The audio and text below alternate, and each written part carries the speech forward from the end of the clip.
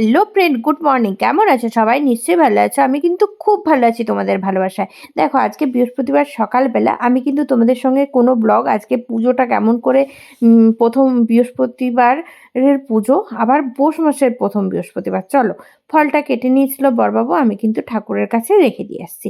এই দেখো সাজিয়েছে। আর এখন তো শীতকাল, এই ফলটা।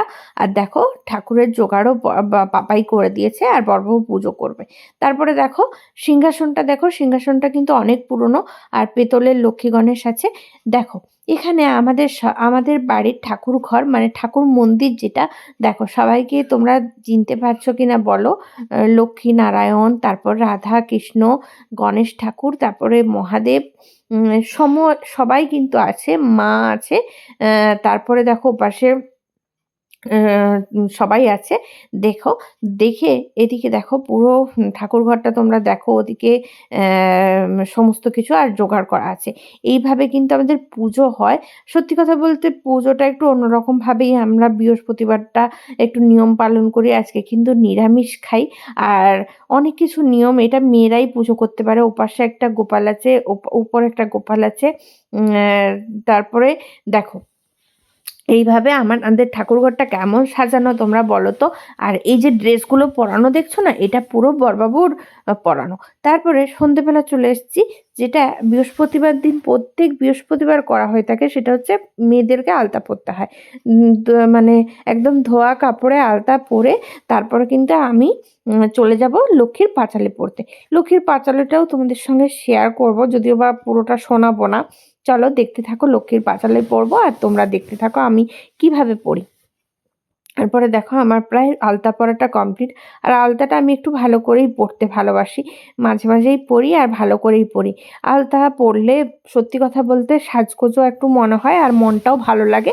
আর লক্ষ্মী মার দিনে, মানে বারে, ওটা কিন্তু মেয়েদেরকে রীতিমতো শাঁখা, সিঁদুর, আলতা সমস্ত কিছু পরে রাখতে হয়, বলে লক্ষ্মী বৌমা। এটাই হচ্ছে কথা। আমার যখন ঠাকুমা বেঁচে ছিল, আমার ঠাকুমা কিন্তু প্রত্যেক সময় পরতো, আর ঠাকুমা খুব ভালো করে একদম পা ভর্তি করে আলতা পরতো। ঠাকুমা পরা আমাদেরকেও পরিয়ে দিত। তারপরে দেখো আমার পাটা কেমন লাগছে আলতা পরে। তারপরে এবার কিন্তু ঠাকুর ঘরে চলে যাব। ঠাকুর ঘরে কিন্তু ঠাকুরকে প্রথমে ধূপ জ্বালিয়ে দেব আর প্রদীপ জ্বালিয়ে দেব, দিয়ে কিন্তু আমি বইটা পড়তে শুরু করব। বইটা দেখো ভালো করে ধূপ জ্বালিয়ে দিয়েছি আর প্রদীপ জ্বালিয়ে দিয়েছি, যেহেতু পাপাই একবার সন্ধ্যা দিয়ে দিয়েছিল। আমি কিন্তু সন্ধ্যেবেলা ওই 7টা, 7:30, 8টার দিকে একবার পড়তে চলে এসেছিলাম বইটা। তারপরে দেখো বই পড়ছি, মানে লক্ষ্মীর পাঁচালী পড়ছি। আর লক্ষ্মীর পাঁচালীটা আমি সবসময় মানে বৃহস্পতিবার দিনটা পড়ে থাকি। বিশেষ করে অঘ্রাণ পৌষ মাসের বৃহস্পতিবার।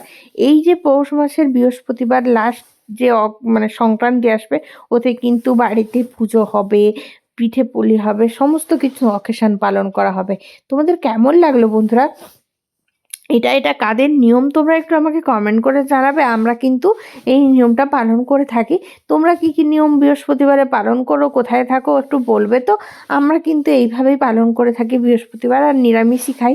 সকালবেলা একটু অন্যরকম, মানে নিরামিষই খেয়েছিলাম, আর রাত্রিবেলা তো আমরা খুব একটা ভাত খাই না ইসের দিন। তাই কিন্তু মানে রুটি টুটি খাই, রুটি বা পরোটা যেই হোক, চায় যেটাই ভালো লাগে সেটাই খাবো। চলো, তারপরে দেখো আমার প্রায় বই পড়া এবারে শেষ। আমি কিন্তু এবার ঠাকুরকে প্রণাম করে বেরিয়ে যাব। ভিডিওটা কেমন লাগলো বন্ধুরা? ভালো লাগলে লাইক কমেন্ট শেয়ার করে দেওয়ার একটু সাপোর্ট করো। টাটা, গুড নাইট সবাই।